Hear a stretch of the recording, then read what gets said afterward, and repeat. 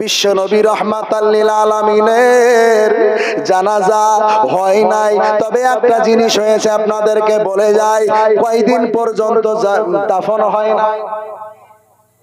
জোরে বলেন কয়দিন? কয়দিন? 4 দিন?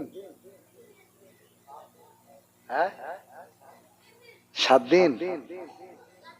কয়দিন গো? কে বলবে কয়দিন ছিল?